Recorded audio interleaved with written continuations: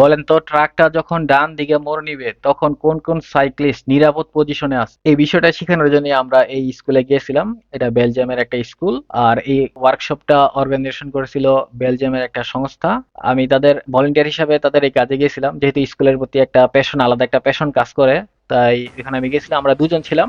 আমাদের set up ready. এক পাশে রাস্তা থেকে একজন সাইক্লিস্ট কিভাবে একটা ট্রাককে দেখে, অন্য পাশে বিয়ার গ্লাস দিয়া দেখা হবে ট্রাক ড্রাইভার সাইক্লিস্টদের কিভাবে দেখে।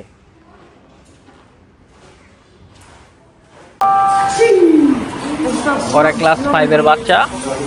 ওরা এখন ভিআর ক্লাসের মাধ্যমে দেখতেছে যে একজন ট্রাক ড্রাইভার রাস্তা ট্রাক ড্রাইভার তার নিজ পজিশন থেকে কোন কোন জিনিসগুলো দেখতে পারে আর কোন কোন জিনিসগুলো দেখতে পারে না, অর্থাৎ ব্লাইন্ড স্পট সম্পর্কে একটা ভালো ধারণা পাইতেছে এই ভিআর গ্লাস দিয়ে। এটা 2 মিনিটের একটা ভিডিও। এই ভিডিও দেখানোর পরে ওদেরকে অনেকগুলো প্রশ্ন করা হয়, যেমন কতগুলা লুকিং গ্লাস আছে ট্রাকের, এবং কতগুলা জানালা আছে, এবং কোন কোন জিনিসগুলা ট্রাক ড্রাইভার দেখতে পারে, কোন কোন জিনিসগুলো ট্রাক ড্রাইভার দেখতে পারে না, এবং সবগুলা গ্লাসে কি একসাথে দেখা সম্ভব কিনা। মোট কথা ব্লাইন্ড স্পট সম্পর্কে একটা ভালো ধারণা দেয়।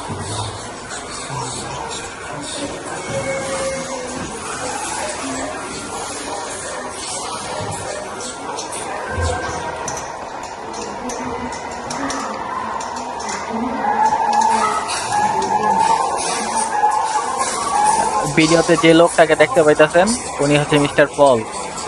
উনি এই ওয়ার্কশপটা মেনলি পরিচালনা করেন। উনি আগে টিচার ছিলেন, শরীরচর্চার টিচার। এইসব দেশে যেহেতু অনেক সাইকেলের রাস্তা আছে এবং অনেক বেশি সাইকেল ব্যবহারকারী, এজন্য এই ওয়ার্কশপগুলো করা হয় যাতে দুর্ঘটনা কমানো যায়।